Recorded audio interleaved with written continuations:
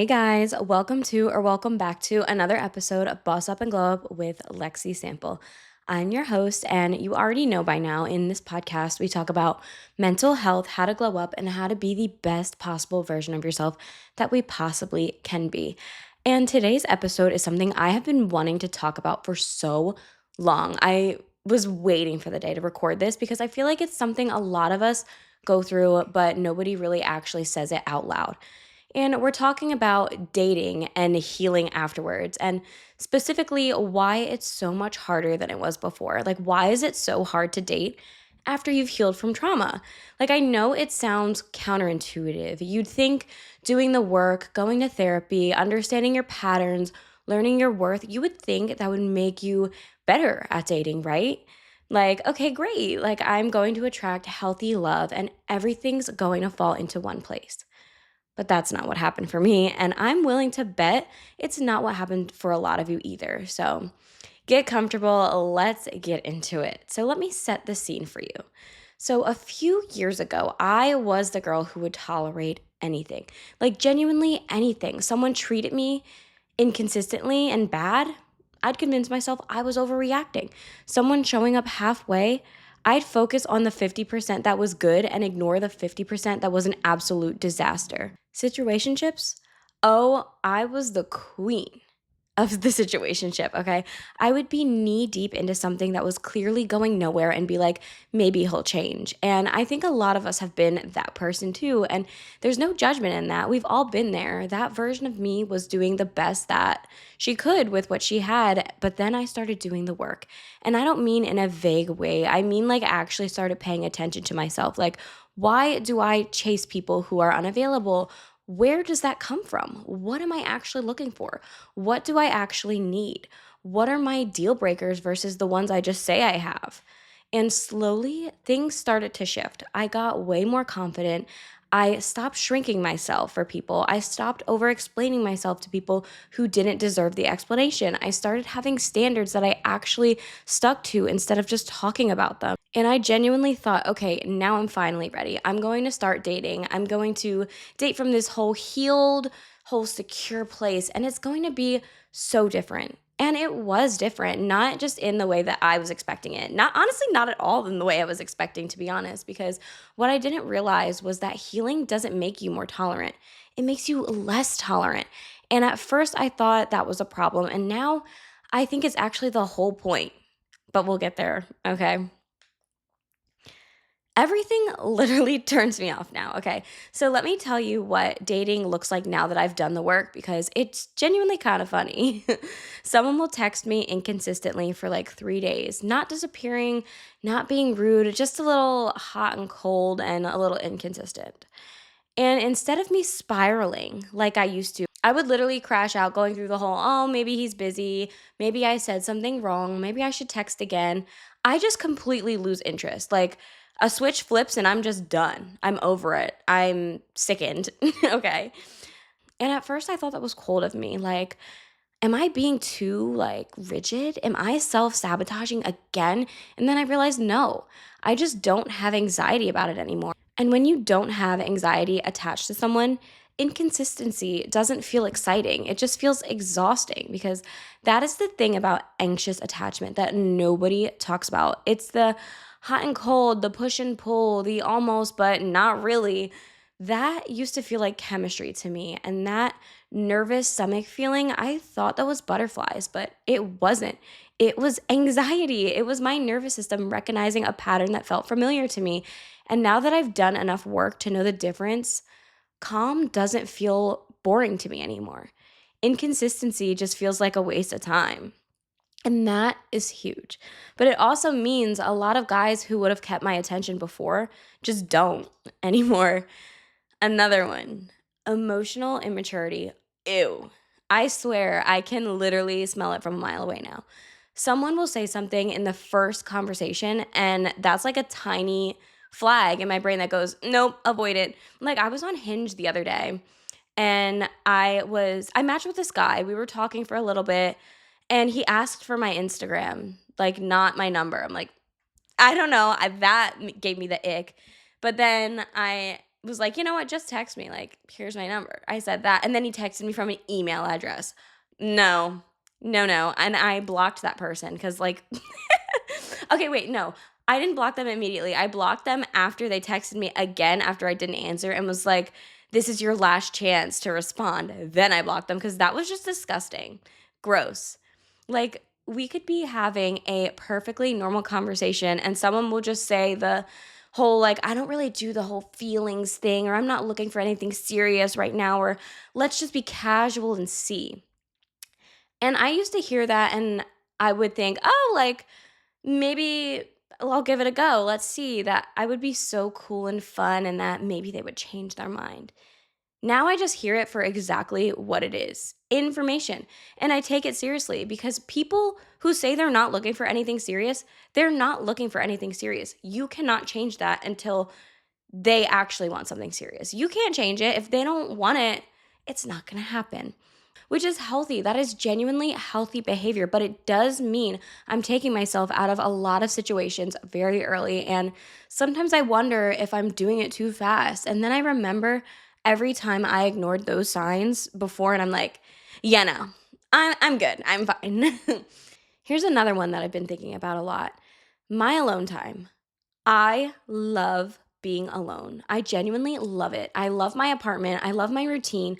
I love my peace. And when someone comes into that and disrupts the energy, even just a little, I notice it immediately and I don't like it.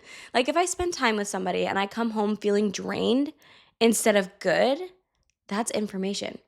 If I feel like I have to be turned on around somebody, that's information. That means I had to change myself slightly for this person. If I feel slightly worse about myself after being with someone than I did before, that's a huge one. That is one of the biggest ones, actually. And that is a lot of information. And I think before I healed, I didn't even notice those things, or I noticed them and kind of dismissed them because I was just so focused on trying to make it work, on being chosen, on not being alone. But now I notice everything and I take it seriously. And that means a lot of people don't make it past a first or even second date. Sometimes they don't even make it past Hinge because I can feel when energy is off, even when I can't explain why. Even when everything looks good on paper. I hate to sound cliche, but seriously. And that's a weird thing to navigate because you can't really explain that to somebody. You can't be like, oh, I stopped talking to you because the vibe wasn't right energetically. So you just kind of move on, keep it pushing, and people probably think you're flaky or distant or difficult to read, but you're really just finally listening to yourself. Okay. I want to be honest about something because I think it would be fake of me not to address it. And this is also really lonely sometimes. I hate to admit it, but I wanted to say that because I think there's this narrative in the healing space that once you do the work, you just become this serene, complete person who doesn't need anybody and everything is beautiful. And that's just not the full picture. Being really okay alone is a great thing. Being so okay alone that almost nobody meets your standards is a different feeling to sit with. There are nights when I feel like, am I being way too selective?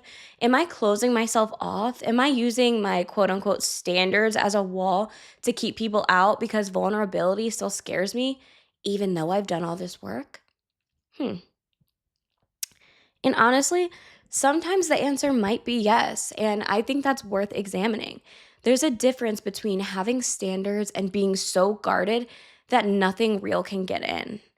And I do try to be honest with myself about which one I'm doing in any given situation, but I also think, and this is the thing that I keep coming back to, and I think the loneliness of high standards is just better than the loneliness of being with the wrong person because you can still be with someone and still feel lonely if they're not the right person. Because I have felt both kinds of lonely.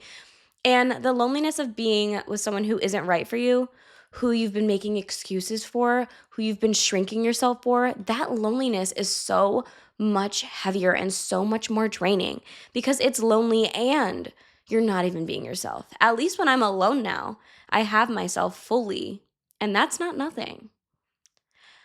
I want to get into something that I think is also pretty important because I feel like standards is a word that gets just tossed around in a way that doesn't actually mean anything anymore. Everybody says they have these standards and then they don't stick to them. I did that for years. I would say I have all these standards, but like I wasn't listening to them. Maybe I told myself I had them, but I didn't act on them. And the thing that healing actually does, like real healing, not just the affirmations and making a vision board and journaling, but when you've actually sat with yourself and figured out your patterns, that kind of healing, it changes what you're willing to feel.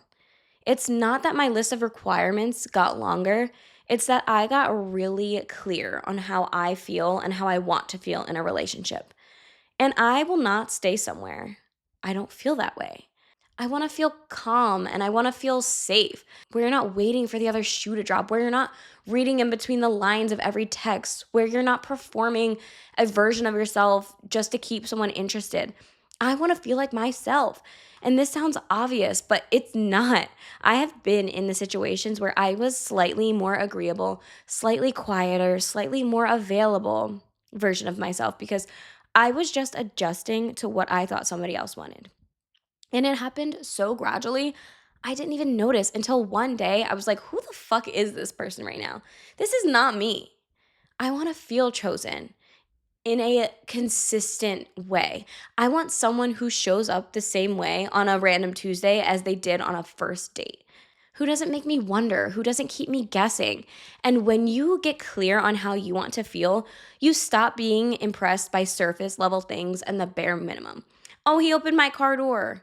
That's the bare minimum. Why are you so impressed?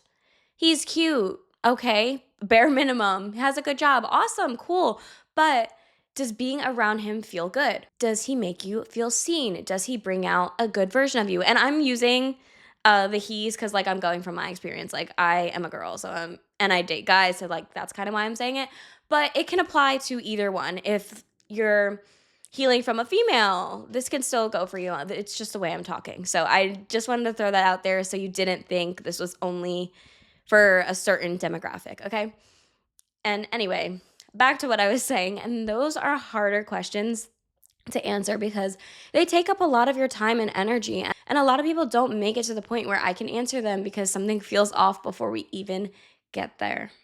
If something feels off before I even get to that situation, I'm gone. I'm gone. I kept thinking something was wrong with me, and I want to address this directly because I know that some of you who are listening have been wondering this about yourselves as well. It can't just be me, okay? If you've been doing the work and dating has started to feel harder and not easier, no, nothing is wrong with you. I think we've been sold this idea that healing is the finish line. Like you do the therapy, you read all these self help books, you journal, you meditate, and then you arrive at some destination where everything clicks and relationships become so easy and you find your person.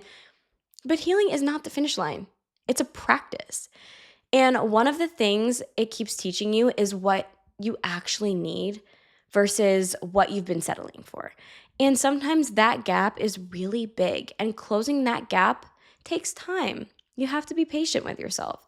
And there's also something I want to name that I don't think gets talked about enough, and it's when you've spent a long time in survival mode in relationships where you're anxious, where you're always walking on eggshells, where you were constantly managing somebody else's emotions, your nervous system had to adapt to that.